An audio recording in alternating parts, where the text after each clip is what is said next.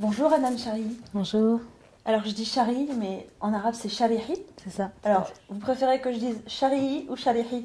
Peu importe, Peu comme vous voulez, importe. ouais, comme vous voulez. On a toujours une question, une première question traditionnelle dans le grand entretien du Bondi Blog, c'est celle-ci. Qui êtes-vous, Hanan Shari? Alors, je suis Hana Chari, j'ai 27 ans. J'habite à Aulnay-sous-Bois, dans le 93. Mon métier de base, c'est préparatrice en pharmacie, mais là, j'ai écrit un livre par rapport aux attentats de Nice, qui a eu lieu le 14 juillet dernier. Et j'y ai perdu malheureusement ma mère. Et donc, en plus de ça, j'ai dû subir quelques agressions, on va dire, islamophobes. Donc voilà, j'ai décidé d'écrire un livre pour en parler. Et voilà. Et ce livre, c'est celui-ci. Il s'appelle Ma mère patrie, que vous avez coécrit avec Elena Brunet, qui est journaliste à l'Obs. Un livre où vous nous parlez, où vous décrivez, où vous nous racontez qui est votre mère, Fatima Charihi, donc la première victime de l'attentat du 14 juillet à Nice, qui a conduit à la mort de 86 personnes. L'écriture de ce livre, pour vous, Hanan, c'est une manière de commencer à faire le deuil de votre maman? Ouais, oui, bien sûr, ça fait partie, entre guillemets, de ma thérapie. Voilà, moi j'ai senti, il y en a qui ont le besoin de pas, enfin il y en a qui veulent pas parler, chaque personne a une manière différente de faire son deuil. Pour moi, je voulais en parler, je voulais poser les mots et ensuite, voilà, enfin raconter l'histoire aussi, parce que l'une des raisons aussi qui m'a poussée à faire ce livre, c'est que quand j'ai su que c'était les attentats qui avaient tué ma mère, parce que maintenant c'est la mort et entre-temps j'avais eu l'info des attentats, je me suis dit mais est-ce que c'est bien les attentats? Donc tout de suite j'ai pensé à... la pauvre, voilà, on n'avait rien à voir avec ces gens-là. Donc pour moi tout de suite il y a un contraste qui s'est créé et voilà, je voulais écrire pour justement montrer ce contraste-là. À quel moment l'idée du livre vous est venue? Peut-être dans les jours qui sont venus, hein, le lendemain peut-être...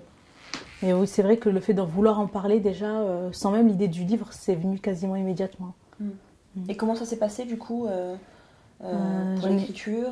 J'en ai parlé à Elena Brunet. Ensuite, c'est une maison d'édition, la maison d'édition de La Martinière qui nous ont contactés. Donc on a commencé à écrire au mois de septembre. Donc c'était c'était un peu mélangé, il y a eu des interviews. Par exemple, au tout début, j'ai commencé à écrire.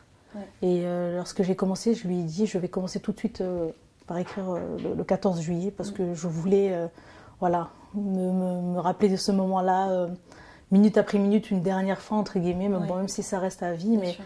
voilà, je voulais l'effet de poser, de tout raconter dans le détail.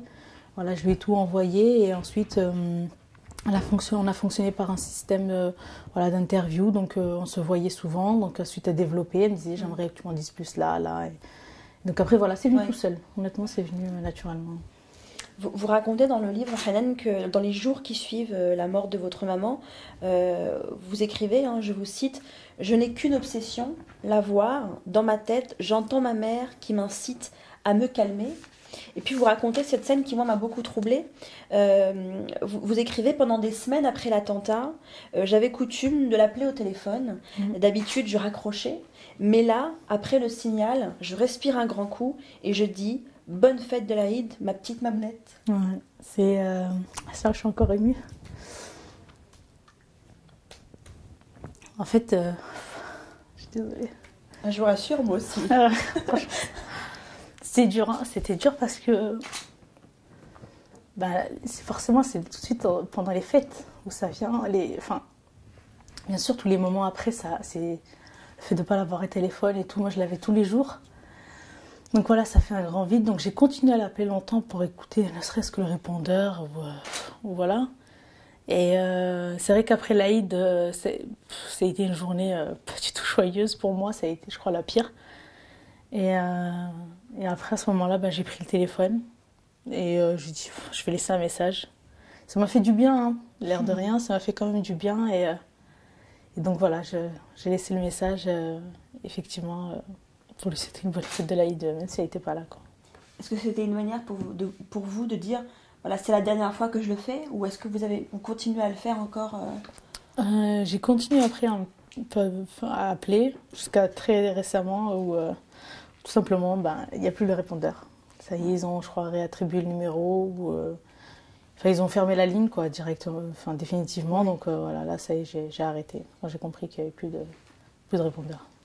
Comment le deuil se passe du côté de votre famille? Parce que vous expliquez dans le livre que pour votre frère Ali, qui se trouvait sur la promenade des Anglais au moment où ça s'est passé, c'est beaucoup plus difficile parce que lui, il culpabilise aussi de ne pas avoir réussi à sauver sa maman. C'est ce que vous écrivez. Comment ça se passe pour lui aujourd'hui? Comment ça se passe pour votre papa? On a chacun sa façon de faire son deuil, hein. Il y en a qui ont été dans la dépression dès les premiers jours, comme Nadia à peu près, Faiza, elles étaient vraiment dans le noir les premiers jours. Tandis que Latifa, Ali, moi, Hamza aussi un peu, on n'était pas tellement... je pense qu'on n'avait pas encore réalisé complètement. Et c'est venu beaucoup après. Ouais. C'est venu jusqu'à là encore récemment. Voilà, on fait tout un peu comme des montagnes russes. Voilà, Ouais. il y a des moments où ça va pas du tout, puis il y a des moments où ça va très bien, ça va, on a accepté, tout, etc. Chacun a sa manière de faire son deuil. Vous racontez aussi comment vous avez dû, avec votre famille, gérer les médias, gérer les journalistes, dans un moment aussi dramatique. Vous écrivez des journalistes de partout toquent à notre porte que nous leur ouvrons. Radio canadienne, télévision espagnole, nous voulons que la terre entière le sache. Fatima était la meilleure maman du monde. Les médias se sont invités à notre deuil. Depuis le début, ils nous ont vraiment pas laissé le choix. Leur reporter était sur place juste après l'attaque. Mon frère était encore là, sous le choc, quand un journaliste lui a collé un micro devant la bouche. Les images du cadavre sous le drap passées à la télé, un peu de retenue et d'humanité aurait été souhaitable. Même s'ils se sont excusés de leur reportage, on va dire, trop pressant. Le mal est fait. Surtout que le soir même, personnellement, j'étais chez moi. Et j'attendais forcément le vol. Donc toute la nuit, j'étais là. Et je me souviens d'avoir allumé la télé. Et c'est mon mari qui est venu me l'éteindre. Et je me suis dit, mais heureusement que je ne suis pas tombée sur la vidéo où je vois ma mère au sol. Je ne sais pas ce que... Enfin voilà, je ne sais pas du tout comment j'aurais réagi. Donc c'est pas des vidéos, c'est pas des choses que l'on doit montrer à la télé. La personne est encore en deuil, on le voit clairement, j'ai encore la vidéo en tête où on voit clairement mon frère sous le choc, etc. Et on entend même ma belle-sœur derrière crier au téléphone, elle appelait sa famille à elle pour lui expliquer ce qui s'est passé. Et eux, voilà, ils sont là, ils font leur reportage. Même s'il y a eu des excuses, je pense que un peu de retenue. Est-ce que vous avez eu l'occasion d'échanger avec ces médias-là? Je crois que parmi eux, il y a France 2, il me semble. C'est ça. Est-ce que vous avez eu l'occasion de leur expliquer concrètement la douleur d'une victime, d'une fille de victime, ce que ça peut être de voir des images aussi terribles? Non, je ne leur ai pas expliqué. Je me suis tenue à... Voilà, ils ont présenté leurs excuses. Je m'en suis arrêtée là, quoi. Je n'ai pas voulu en mettre une couche. Vous racontez aussi dans votre livre, Hanan, ce que vous expliquez tout à l'heure, c'est-à-dire les invectives, les agressions verbales, les insultes dont vous et votre famille avez été victimes, et juste quelques jours après les attentats. Par exemple, quelqu'un qui vous dit, alors que vous vous recueillez sur la promenade des Anglais, là où votre maman est morte, « On ne veut plus de vous, rentrez chez vous », ou bien alors, et ça, cette scène, elle m'a littéralement terrassée, le fils d'une voisine, garçon d'à peine 5 ans, qui crie terroriste en vous voyant et qui fait mine de vous tuer en imitant une arme. Il nous a choqué, surtout que cette voisine, on a de très très bons termes avec elle, donc je ne sais pas où est-ce qu'il a appris ça. Et ma grande sœur Latifa n'a pas voulu laisser passer ça, donc elle est montée immédiatement la voir. Et elle s'est excusée, elle a dit à son enfant, mais viens, excuse-toi et tout, etc. Mais bon, je pense que faut apprendre à un enfant à forger sa propre opinion. Faut pas lui glisser tout ce qu'on entend à la télé, ni faut lui expliquer que ce qu'il risque de voir, c'est pas forcément vrai. Donc c'est vrai que ouais, à 5 ans, c'est triste. Oui, c'est ça, parce que c'est ça. c'est vrai que ça nous interpelle sur la responsabilité que nous avons en tant que parents, en tant qu'adultes, sur les images qui sont diffusées à la maison, C'est ça. que les enfants peuvent voilà, attraper au vol ou être devant la télé et entendre tout ça et ne pas avoir la capacité de raconter, de décrypter, etc. Ça nous interroge, nous, adultes, sur le poids de ces images et le poids de ces mots pour ces gamins. C'est ça, tout à fait.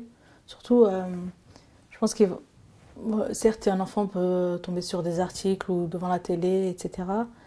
Il faut vraiment apprendre à un enfant que tout ce qu'il voit, ça va pas forcément, c'est pas forcément véridique. Et il faut lui apprendre aussi, surtout, à chercher par lui-même.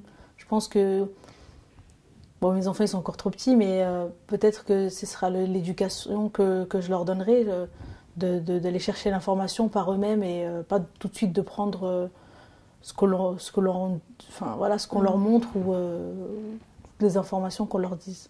Pas avaler sans rien dire. Et votre livre, et d'ailleurs le titre l'indique. D'ailleurs, le titre, comment il est arrivé? C'est mon mari qui l'a trouvé. Expliquez-nous. On cherchait un titre, parce qu'il a 2 messages, ce livre. En premier lieu, c'est l'hommage à ma mère, aux victimes, etc. De Nice. Et ensuite, un message pour parler, je parle de moi-même en tant que musulmane française, comment je vis ma religion et ma nationalité en fin de compte. Et donc du coup, voilà, trouver un compromis, ça a été un peu difficile. Et c'est mon mari qui l'a trouvé, du coup, ma mère patrie. C'est un très beau titre et qui résume parfaitement, je trouve, le contenu de votre livre, Hanan. Et d'ailleurs, en toile de fond, c'est ce que vous expliquez, il y a toujours ce message de dire oui, et c'est assez incroyable de devoir encore le répéter aujourd'hui en 2017, mais quand même, vous le dites, oui, on est français, oui, nous sommes français à part entière, on peut être musulman, on peut être français, on peut être républicain. C'est ce message-là aussi qu'on retrouve tout au long du livre. Je pense que on entend souvent des phrases comme je suis patriote, je suis patriote. Je pense que patriote, c'est une personne qui aime sa patrie. Et je pense qu'on n'a pas besoin d'avoir une origine ou une religion pour aimer son pays. Je pense qu'une personne peut être issue, venir de, je sais pas, de Chine, d'Angleterre ou de Colombie, s'il se sent français et s'il est prêt à défendre son pays, s'il aime corps et âme son pays, pour moi c'est un bon patriote. On n'a pas besoin d'avoir une couleur réglementée ou une nationalité ou une religion. Si on se sent bien et si on aime son pays, pour moi on est un bon patriote. Dans votre ouvrage, vous citez aussi les propos de Manuel Valls qui dit, je cite, « Marianne n'est pas voilée parce qu'elle est libre. C'est ça la République. » Et vous répondez, « Je ne veux pas avoir à hiérarchiser, à choisir entre ma nationalité et ma religion. » Parce que je pense que déjà, c'est 2 choses qui ont rien à voir. Et j'ai déjà vu des débats où on demande est-ce que vous êtes français avant d'être musulman, alors que c'est 2 choses qui n'ont complètement rien à voir. D'un côté, on parle d'une religion, de l'autre, une nationalité. Elles peuvent être côte à côte. Voilà, je les hiérarchise. Il n'y en a pas une qui passe avant l'autre.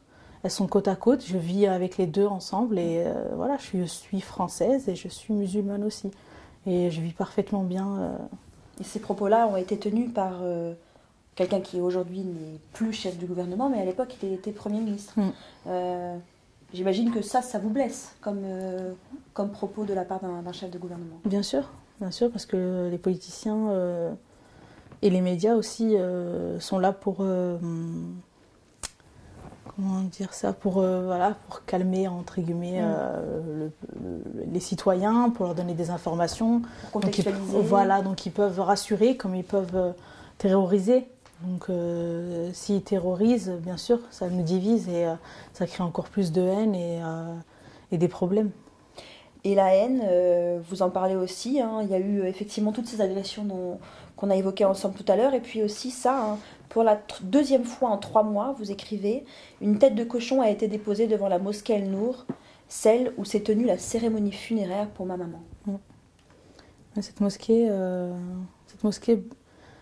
déjà, elle a une longue histoire dans le sens où le maire avait, à l'époque, le maire Christian Estrosi avait autorisé la construction. Donc, et elle a été autorisée, ils ont construit. Et une fois que tout a été fait, il a refusé l'ouverture. Donc, on voit à peu près le profil, si j'ai envie de dire. Et donc, du coup, elle a réussi à être ouverte, heureusement. Et on a fait la prière funéraire de ma mère là-bas. Ma mère avait fait la prière de l'Aïd là-bas. Elle l'avait déjà trouvée très belle, parce qu'elle est très illuminée, elle est vraiment très, très jolie. Et ensuite, dès que j'ai vu cette annonce, cet article où il y avait une tête de cochon, je me dis, mais en fait, on peut voir un peu aussi le niveau des personnes qui déposent ça, parce qu'il faut qu'ils arrêtent avec ça, laisser les animaux tranquilles, c'est pas la kryptonite. Je peux toucher un cochon, je vais pas mourir, je vais pas fondre. Donc je comprends pas c'est quoi leur idée à faire ça. Et voilà quoi, ils tuent des bêtes bêtement, et c'est triste, en fin de compte. Ce livre, c'est aussi, surtout un hommage à votre maman. Parlez-nous de votre maman. Alors, j'en parle beaucoup dans le livre, de son enfance jusqu'à sa mort, en fin de compte. Et donc c'était quelqu'un de très tolérant, très douce, et à la fois très stricte. Ça, vous le racontez bien dans le livre. C'est vraiment l'expression qui vraiment, là, pour moi, l'a reflétait. C'était une main de fer dans un gant de velours, c'était vraiment ça. Et vous l'écrivez ça? Ouais, je l'ai écrit parce que son éducation, pour moi, elle était très bien. Voilà, elle était douce et elle avait trouvé vraiment le juste milieu. Elle avait, pour chacun d'entre nous, elle avait une éducation un peu différente, mais ça restait toujours strict et doux à la fois. Après, bon, on ne faisait pas ce qu'on voulait non plus. Oui, vous disiez, les soirées pyjama, je les connaissais pas. Non, elle me disait, je me souviens, tu dors là où je dors. Elle dit, on dort sous le même toit. Donc voilà, pour elle, c'était ça. Elle me dit, quand tu seras mariée, tu iras dormir avec ton mari où tu veux. Mais moi, pour le moment, tu restes là où je dors, tu dors. Bon, après, en même temps, elle était tranquille dans le sens où... vous dites, elle était comme une sainte, ma maman. Vous l'écrivez souvent, ça. J'aimais bien parce que lorsqu'elle nous interdisait quelque chose, elle disait jamais non et hop, voilà, on était frustrés ou quoi que ce soit. Non, elle expliquait toujours. Et c'est ça que j'aimais bien, c'est que le fait d'expliquer, c'est toujours mieux. Parce que des fois, on ne peut pas comprendre une chose, surtout quand on est jeune, on est adolescent. Des fois, on dit « Ah, mais non, mais pourquoi je ne peux pas avoir un scooter ?» ou pourquoi Et en fait, si elle est en expliquant, non, parce que voilà, c'est vrai que tout de suite, on comprend et on est moins rebelle et moins frustré. Mais vous écrivez « Elle a fait de nous ce que nous sommes, des personnes honorables et instruites. » Elle nous a toujours poussé à l'éducation. Voilà, pour elle, c'était hors de question qu'on s'arrête au bac. Elle voulait toujours qu'on en fasse plus. Et elle avait du travail, hein. Vous êtes 7, hein? Oui, c'est ça, ouais. On est 7. Elle nous a toujours poussé, en tout cas, à aller plus loin. Elle disait toujours je veux que vous trouviez votre place. Ça, c'était sa phrase. Je veux que vous trouviez votre place dans la société. Et après, voilà, oui, c'est vrai qu'elle était à cheval sur l'éducation.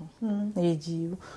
Il n'y avait pas de sous-métier dans le sens où elle voulait absolument qu'on soit avocat ou médecin, mais elle voulait qu'on ait un diplôme et qu'il y ait du boulot derrière et forcément une place, quoi, en fin de compte. Et une phrase qu'elle vous dit et que ma mère me dit aussi, et du coup ça m'a fait beaucoup rire. Je vais d'abord la dire en arabe, parce que c'est d'abord en arabe qu'on l'a dit, c'est « Konni maraunos », soit une femme et demie. C'est vrai. Ouais, elle le dit tout le temps. Soit une femme et demie. Pas une femme, une femme et demie. Ouais. Ça veut dire que soit plus qu'une femme. Elle disait tout le temps ça, souvent. Moi, personnellement, elle me le disait souvent avant chaque examen. Elle me disait avant chaque examen, que ce soit le permis de conduire, le bac, le BP en pharmacie, préparatrice en pharmacie. Je me souviens, elle me l'avait dit, elle me dit soit une femme et demie, soit plus qu'une femme. seule expression. Mais c'est vrai que quand on lit les mots que vous utilisez de votre maman, on a l'impression de l'avoir connue, c'est-à-dire nos mamans, quoi. Nos mamans qui nous ont fait grandir, nos mamans discrètes et en même temps très affirmées à la maison, qui n'ont pas besoin d'en faire plus pour se montrer, qui font exactement ce qu'elles ont à faire, généreuses. Votre maman qui faisait à manger pour les sans-domicile. Et aujourd'hui, on le sait, mais on l'aurait peut-être jamais su. Enfin voilà. C'est ça qui m'a vraiment beaucoup émue, c'est que j'avais l'impression de la connaître. Voilà, j'ai l'impression de la connaître, votre maman. C'était vraiment le but. C'était vraiment le but de mon livre. C'est pour ça que je l'ai écrit de A à Z. C'est vraiment pour que voilà, je voulais vraiment montrer. Pour moi, c'est ça l'islam. C'est ça, être une bonne musulmane. Pour moi, je suis encore émue, mais pour moi, c'est ça en fait. C'est pas forcément, je veux dire, le djihad et tout ce qu'on entend. Tout ce qu'on entend à la télé, etc., c'est comme on dit de toute façon, même elle, quand on parlait du djihad, elle disait le djihad c'est contre soi-même. Et il y a beaucoup de savants et des professeurs qui le disent, le djihad c'est contre soi-même, c'est tous les jours être mieux que la veille et faire preuve de bon comportement tous les jours. Et elle, voilà, elle était vraiment comme ça, c'était, voilà, comme vous dites, il n'y avait pas besoin d'en faire plus, il n'y avait pas juste rester quelqu'un de simple, être bon, être gentil et tolérant. Et tout est bon. Et voilà, ça aide pour moi, bon musulman, quoi. Racontez-nous l'association que vous êtes en train de créer pour votre maman. C'est Ali qui en a eu l'idée. C'est une association pour appeler les jeunes, entre guillemets, à ne pas partir au djihad. Et surtout pour leur expliquer que l'islam, c'est pas sur Google ni sur YouTube. C'est pas en cliquant sur 2-3 clics comme t'es musulman, non, ça marche pas comme ça. C'est, voilà, si t'es intéressé par l'islam, intéresse-toi, mais correctement. Renseigne-toi chez quelqu'un d'instruit, quelqu'un qui a de l'expérience, etc. Ne va pas chez le premier venu qui a 19 ans, se prend pour un prédicateur ou quelque chose comme ça. Voilà, c'est des choses, des messages qu'on aimerait faire passer. Et surtout pour leur montrer aussi qui était ma mère. Donc, pour leur montrer à quel type de personnes ils se sont attaqués, en fin de compte. Donc, on ne peut pas dire que ces gens-là sont musulmans. Ouais. Parce que la première personne qu'ils ont tuée, c'est une musulmane. Donc, contradictoire et complètement hors du sujet, quoi. En tout cas, moi, je tenais à le dire au nom du Bandit Blog. Vraiment, merci pour ce livre. Merci pour ce témoignage nécessaire. Et puis...